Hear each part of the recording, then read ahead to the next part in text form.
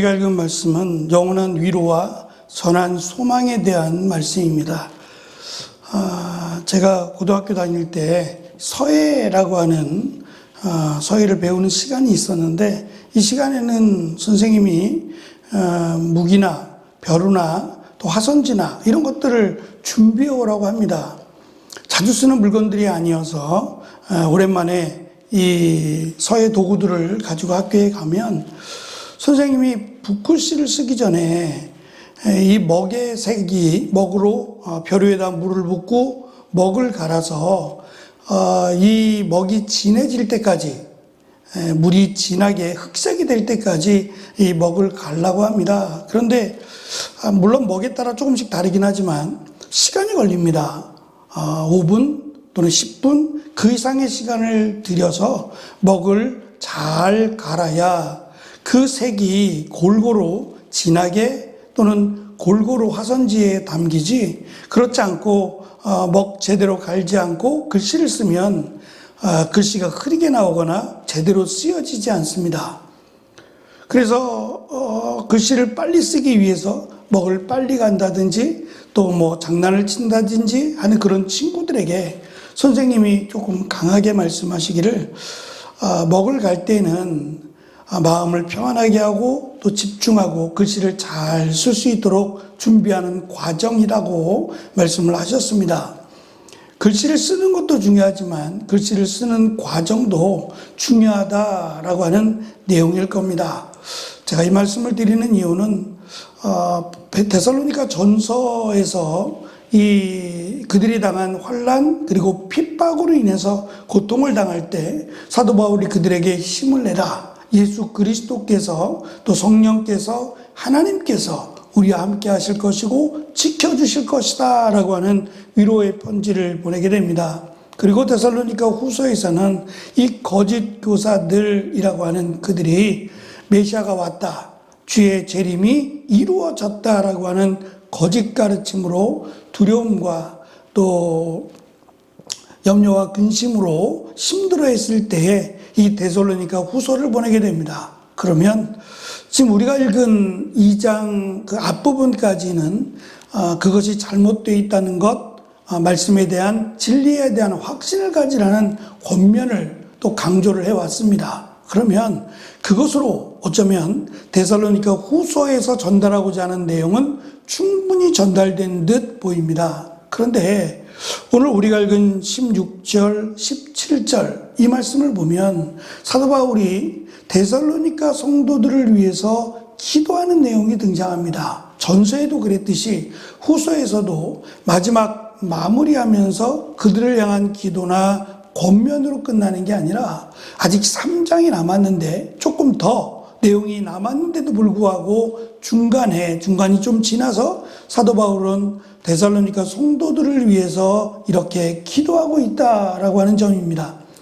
저는 이것이 앞에서 말씀드린 글씨를 쓰기 전에, 붓글씨를 쓰기 전에 먹을 갈아야 하는 것처럼 이들이 진리의 말씀 가운데 우뚝 서서 의와 진리를 행하고 또 말과 행동으로 선한 열매를 맺기 위해서는 반드시 기도가 필요하다라고 하는 것을 우리에게 가르치고 있습니다.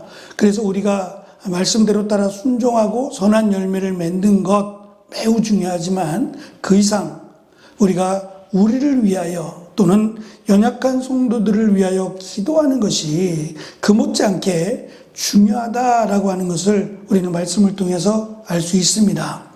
오늘은 그 말씀의 내용들을 살펴보면서 은혜를 나누려고 합니다. 먼저 16절은 우리가 읽은 성경은 우리를 사랑하시는 이라고 출발합니다. 시작합니다. 그런데 헬라어 성경은 이 부분에 하나가 지금 번역이 안 되어 있는데 친히라고 하는 이 말씀이 있습니다. 다시 말하면 우리 주 예수 그리스도와 우리를 사랑하시고 하나님 우리 아버지께서 친히 또는 친히 우리 주 예수 그리스도와 하나님 아버지께서 우리를 도우신다라고 하는 내용으로 시작한다는 말입니다. 우리가 부탁해서 우리가 요구하고 간절하게 구해서 하나님께서 그 기도를 응답하시기도 하지만 친히 하나님께서 우리를 위해서 이러한 위로와 이러한 소망을 주신다는 겁니다.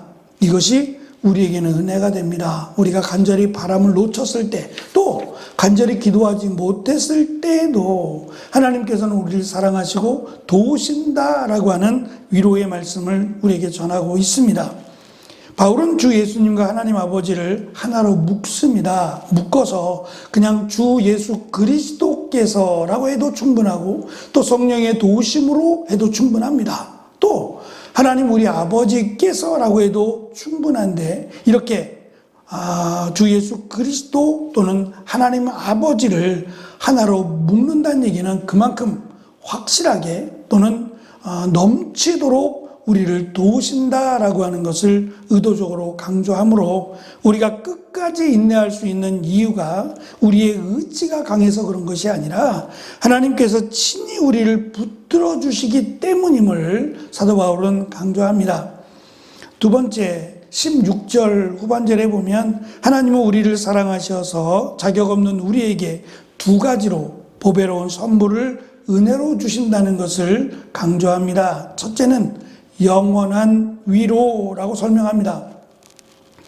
세상이 주는 위로는 일시적이고 제한적입니다. 문제가 해결되면 사라지는 마치 안개와 같습니다. 하지만 하나님이 주시는 위로는 영원한 것으로 설명을 합니다. 예수 그리스도를 믿음으로 시작된 하나님의 위로는 주님이 다시 오실 때까지 끊이지 않게 지속적으로 우리에게 은혜를 베푸시는데, 이것이 위로라고 하는 이 내용으로 우리에게 주어지신다는 겁니다. 힘을 내라고 하는, 내가 너와 함께 하겠다고 하시는 하나님의 위로의 말씀입니다.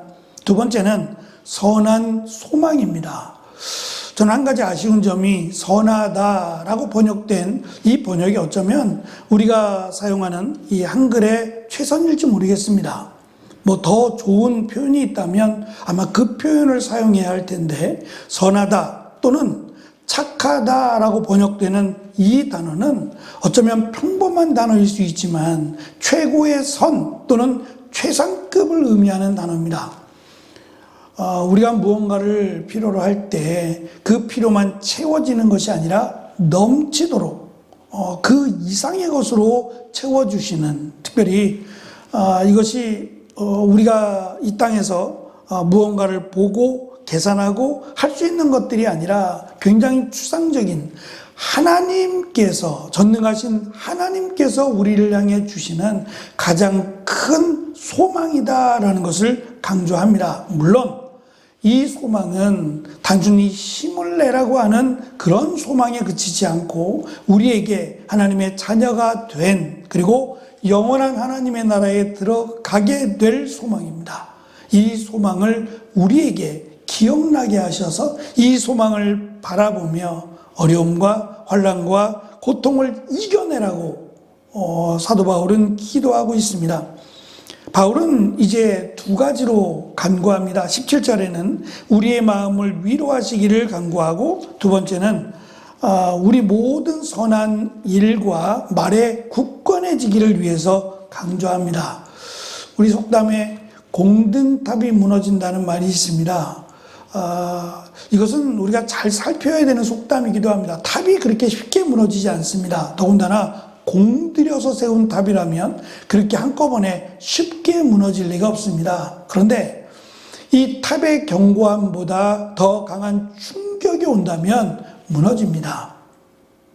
예를 들어서 공들여 탑을 쌓았다 할지라도 기초가 튼튼하지 않으면, 무언가 문제가 있다면 분명히 무너지는데, 이 무너짐이 우리의 말 한마디 또는 행동 하나가 될 수 있다는 겁니다. 열심히 수고스럽게 하나님의 일을 감당했고 또 정말 헌신하며 했습니다. 그런데 이 말 한마디 잘못한 것으로 인해서 지금껏 쌓아온 모든 것이 무너질 수 있고, 또 하나의 행동 하나가 우리를 좌절 가운데 빠뜨릴 수 있습니다.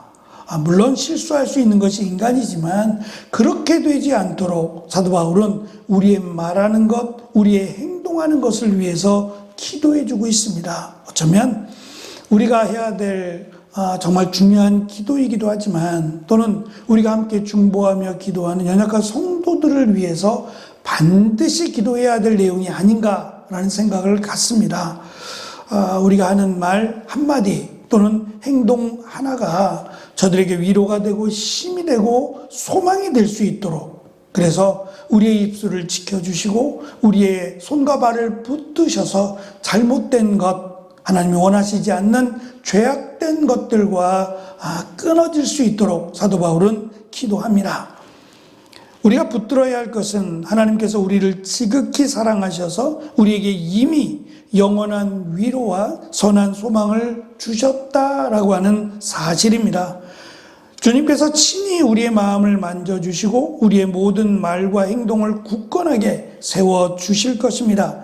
나를 사랑하시는 하나님의 그 크신 팔을 의지하며 오늘도 선한 열매를 맺어가는, 그래서 이것에 힘쓸 뿐 아니라 이미 우리에게 주신 하나님의 구원의 은혜 또는 소망을 붙들고 기도하면서 오늘도 또 남은 시간도 힘있게 살아가는 저와 여러분이 되시기를 축원합니다. 기도하겠습니다.